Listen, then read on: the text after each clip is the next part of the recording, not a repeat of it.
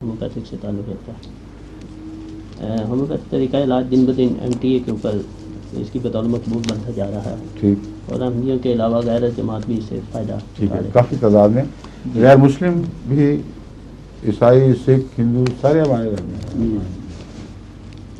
جماعت احمدی عالمگیر کی عظیم خدمت انسانیت ہے۔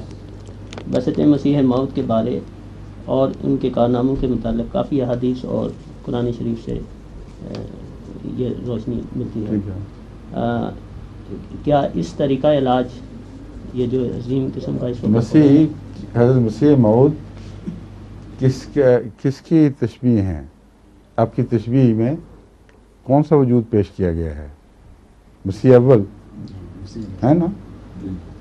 ان دونوں کے اندر مشابہتیں ہوں گی تو آپ مسیح موعود بنیں گے، ورنہ نہیں۔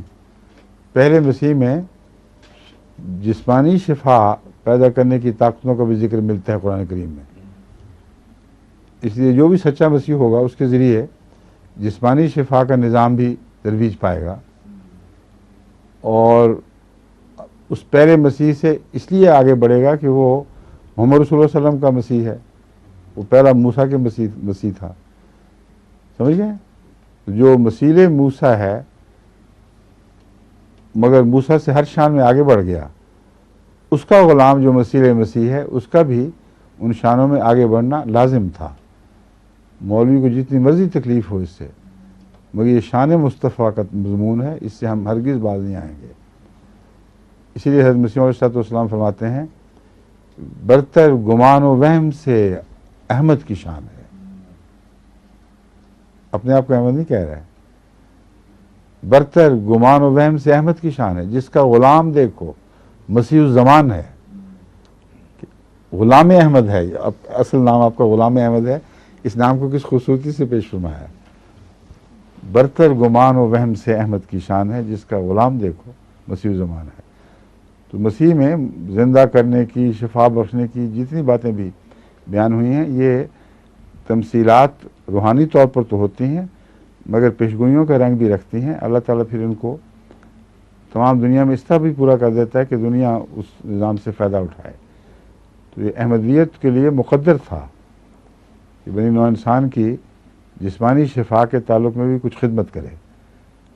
اور ہومیوپیتھی کے متعلق حضرت مسیح السلام کا یہ کہنا نام لیے بغیر کہ اللہ تعالیٰ نے روحانی طور پر ایک روحانی ذریعے سے مجھے اطلاع دی ہے کہ جہاں طاعون وغیرہ ہو، اندرونی بیماریاں ہوں گٹھلیوں کی، وہاں اگر خارش پھیلا دی جائے تو طاعونی گٹھلیوں سے بھی اور دوسرے زہریلے اندرونی مادوں سے بھی انسان کو نجات مل سکتی ہے۔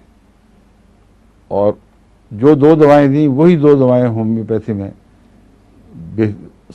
سب سے زیادہ طاقتور دواؤں کے طور پر استعمال ہوتی ہیں، ایک سلفر اور ایک مرکری۔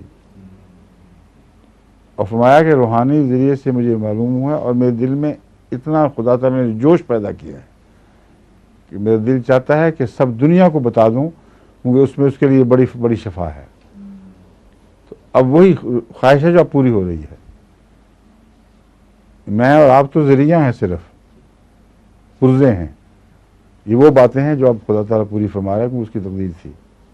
سمجھ گئے؟ اچھا، السلام علیکم۔